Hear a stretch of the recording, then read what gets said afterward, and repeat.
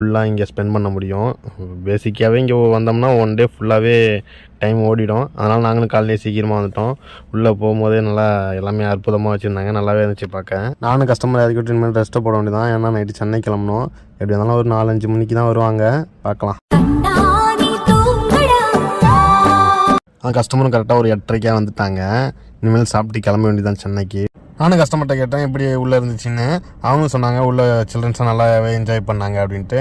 அப்படி என்ன இருக்குன்னு பார்த்தீங்கன்னா, இந்த நிறையா படங்களோட செட்டுலாம் போட்டு அப்படி வச்சுருப்பாங்க. இந்த பாகுபலி படம் செட்லாம் உள்ளே தான் இருக்குங்களாம். பார்த்துட்டு சொன்னாங்க. நம்மளும் ஒரு மணி நேரம் ட்ராவல் கழிச்சு டின்னர் முடிச்சுட்டு கிளம்பிடலாம் அப்படின்னு நானும் டின்னர் முடிச்சுட்டு கிளம்பிட்டோம். கிளைமேட்டும் இங்கெல்லாம் வேறு மாதிரி இருக்குங்க. நம்ம ஓட்டினா தான் மழை வரும். இப்போ நம்ம கரெக்டாக பார்த்தீங்கன்னா ஆந்திரா ரீச் ஆகி வந்துட்டுருக்கோம். என் கஸ்டமராக நல்லா அடித்து போட்ட மாதிரி தூங்கிட்டு இருக்காங்க. ஏன்னா செம்ம டயர்டில் இருந்தாங்க. காலைல போய் இறக்கி விட்டோம். நைட்டு வரைக்கும் அவங்க என்ஜாய் பண்ணிகிட்டு இருந்தாங்க. நைட்லாம் கண் முழிச்சு ஓட்டுறதுலாம் ரொம்ப கஷ்டமான ஒரு விஷயங்க. நம்மளும் இப்போ அப்படி தான் ஓட்டி வந்துட்டுருக்கோம். நம்மளும் இப்போ சென்னைக்கு வந்தாச்சு. கஸ்டமரை வீட்டில் இறக்கி விட்டு நம்மளும் வண்டியை பார்க் பண்ணுறதுக்காக பார்க்கிங் போயிட்டுருக்கோம். ஹைதராபாத் ட்ரிப்பை வெற்றிகரமாக முடிச்சாச்சு நம்மளும். இப்போ வண்டியை பார்க்கிங்கில் விட்டு நானும் வண்டிக்கு டாட்டா சொல்லிட்டு வீட்டுக்கு கிளம்பிட்டேன். இந்த வீடியோ பிடிச்சிருந்தா லைக் பண்ணுங்கள்.